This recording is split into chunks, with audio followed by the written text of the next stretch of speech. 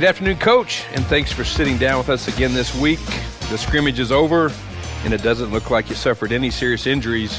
Have you had a chance to watch the film this week, and what are some of the things that you learned, you and your staff? Yeah, usually I'm watching the scrimmage film, and you always see so much more than you see live, and you got a lot of work to do, and we're no means, mid-season primed ready, but after this scrimmage, there were not near as many mistakes with our veteran players, which is good to see. We had our younger players made young mistakes, and we got our young players in quick, so it showed up quick. But, man, overall, I was with the guys that are going to get most of the snaps on Friday night, I was really pleased with their execution and their maturity, and it was a good start.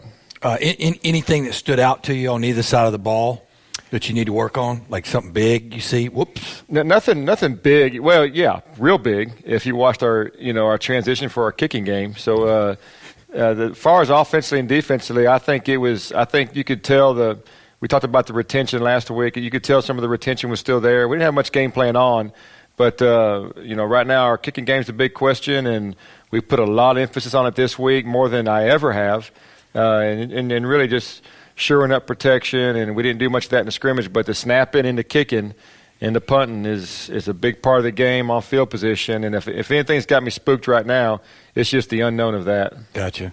Okay, Coach, no more fake juice, right? This week it's on for real, so tell us about Aledo. Man, I'm going to tell you that this is, what you'll learn from me, guys, is I don't sandbag. If I think I'm going to whip your tail, I'm going to tell you we're going to whip their tail.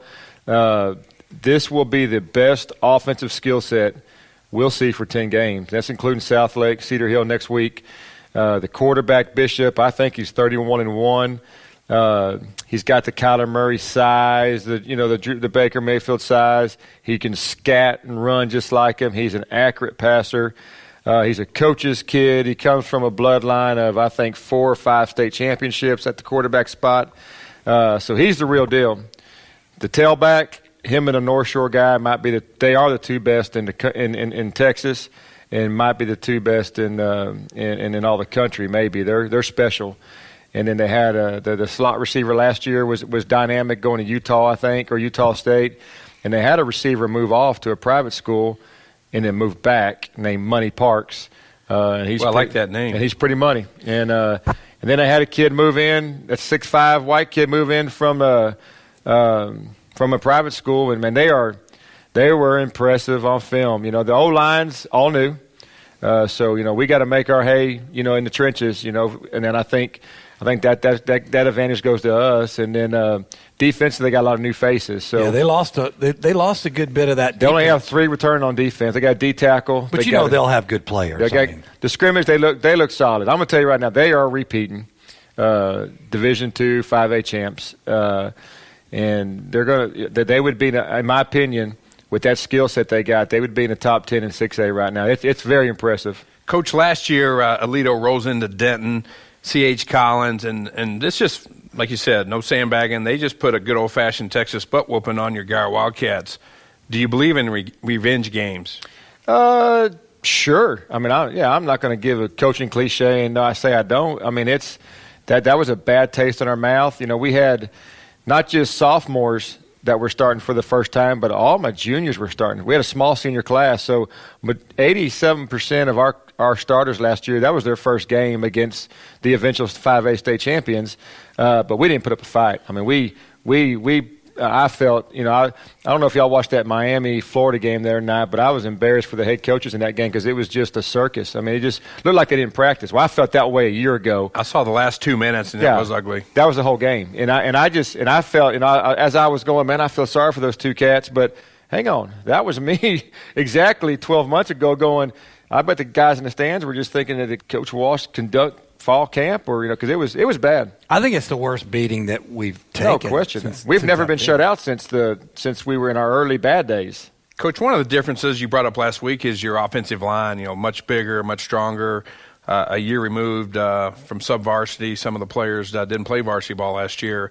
That's, I think, going to be a key difference in this game Friday night. Yes, and it has to be. I think the maturity we have up there really showed in practice, and it really showed against Trinity. Trinity's trenches. I mean, that's what they're known for. I like to think we are, but they're the founders of that.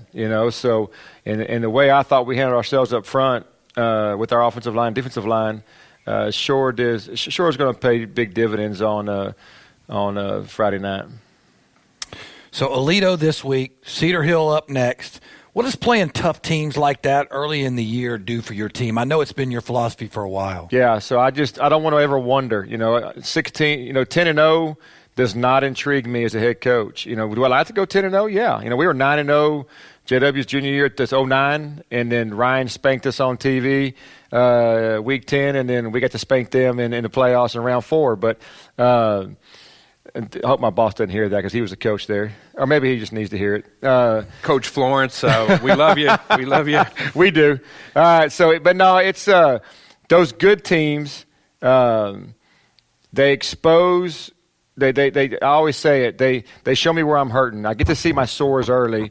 Because if you don't play people that are good, you'll think you're good in a place you're really not, and then it's going to show up week 11 when you could have found it early on. And so I want to find it before Southlake comes to town. I want to find it before Killer Central comes, and that's what Aledo and Cedar Hill do. And it gives you advantage going into district, right, Coach? No question. As long as you come out injury-free, then you're hitting that district, and you've played – again, eventual state champions, eventual, 6A deep playoff run teams, and you're prepared for everything come district time. You mentioned him earlier, Jace McClellan, the running back from Aledo. You can't really stop guys like that, right? I mean, you hope to keep them in check and just don't want to let the other guys, the collateral guys beat you, right? Right. And I'm just going to tell you what makes it hard with these guys, because I read an article. Their offensive coordinator right now, I know it's Jones. I think it's Robbie Jones. There's a couple of Jones brothers there, but Robbie Jones has been calling plays there for 9 title games and won 8 of them. The guy knows how to spread the field. He knows how to use his people. It's real impressive. And in the RPO game, he's embraced, and they attack you from sideline to sideline, and they almost try to get you to open up, and then the running back's coming downhill at you. And so it's Coach Ramsey and staff have a chore ahead of them. Coach, we saw a little hurry up, no huddle last week. Was that just practice stuff or a glimpse of what we might see more of throughout the season? Yeah, you're going to see more of it throughout the season. I hear Coach Ramsey talking all the time about, I'm not a hurry up guy. No, we're going to huddle and we're going to kill the clock. But I do think changing the pace of game, the DC gets used to, our rhythm. I want to get them off rhythm. We have explosive players. We have really smart players. So I'm not sure you're not going to see a crazy fast OU, OSU. How fast can you get it done? But you're going to see some change of pace. Rick and I were calling that game, getting a little practice before the Aledo game, and there was times where we weren't ready. Your team was already snapping the ball, and we just had to roll with it, didn't we? Yeah, I finally got into a little bit of a rhythm there calling it, saying, and Guyer's going to go fast. So, and that was impressive, though, Coach. I know you talk about, trying to keep people off rhythm, because you did just that. You'd pound it. Then you'd make a first down, and all of a sudden, I saw it from you a little bit. Let's go. Then you have some success and calm things down again. So that's pretty cool.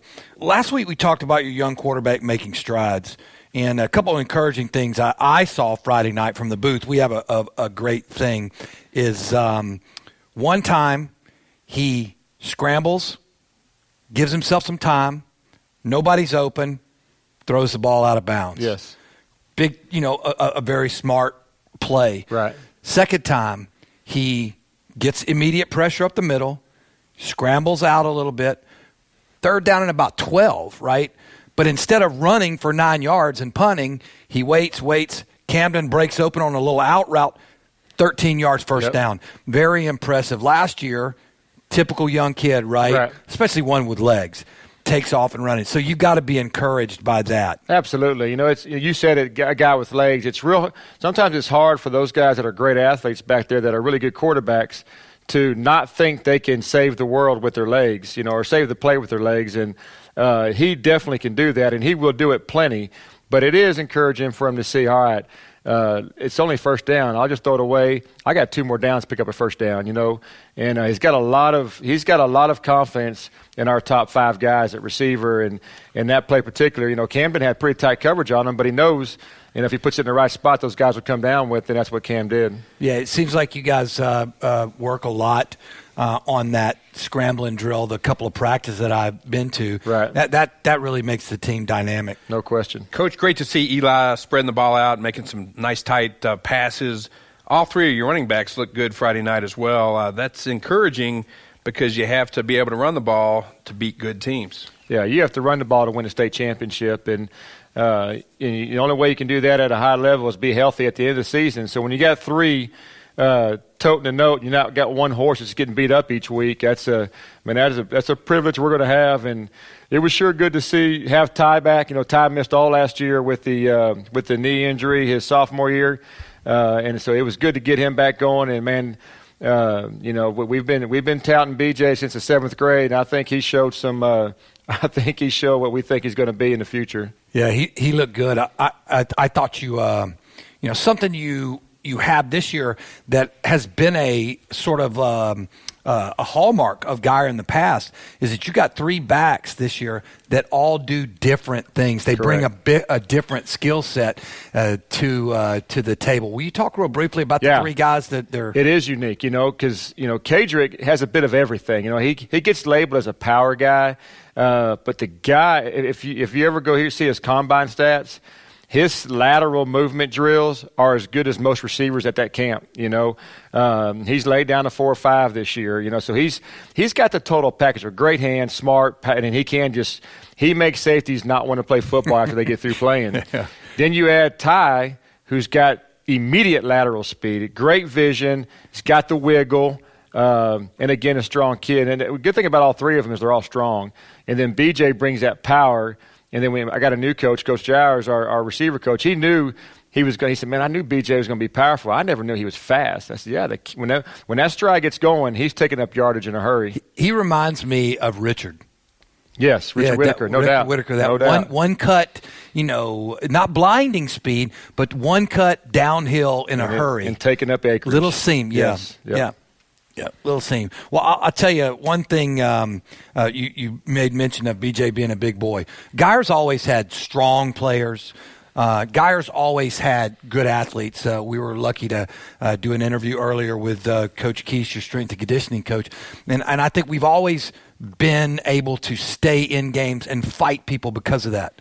But this year, you're going to look good getting off the bus. We got some big old boys. We passed the eyeball test. There's no question about that. And, and we've done that before in years past, but this year is just a little different just because we have a little bit of everything in every position. It's not just big linemen and here come our skill kids. I mean, we have thick skill kids, and we have some guys, you interview Coach Keys, and he's pretty much the head coach from January to now, and he's done a masterful job of making that get off the bus look really good. Yeah. Coach, there's always things to work on coming out of a scrimmage. We've talked about all the good stuff from Friday, but one thing that was a little concerning for the defense was the short yardage, especially in that 5-10 yard situation, goal line. Overall, our defense was disruptive, and Trinity struggled, but the 2 times they got down inside the 5, their tailback walked in for TDs. It was real simple blast plays. Should we worry about that? And did you guys put some extra work in on the inside drill this week? Yeah, don't worry about it. Coach Ramsey drives me nuts when it comes to this scrimmage because, offensively you have to game plan what you're going to see or you'll look terrible. But they did 0 Trinity work. So Aledo is 4 wide, 1 back, okay? A little bit of tight end. Well, Trinity is the exact opposite. 2 tight end, 2 back, and they didn't show our kids any of that. And I don't know if you pay attention when the ones went, he had half the ones in there and half the twos, and he's got this mind. He's got it. His madness works. I mean, it really does. Because no, did they work goal line before Trinity? Nope, they didn't work any goal line. So he just wants to get guys reps, and one thing we always do play good is we play good goal line defense. So no worries there. One thing Rick and I noticed from up high above the stadium there at Trinity was you were mixing it up. You had a mix of players. We didn't always see the ones. We didn't always see the twos. And then when we thought the ones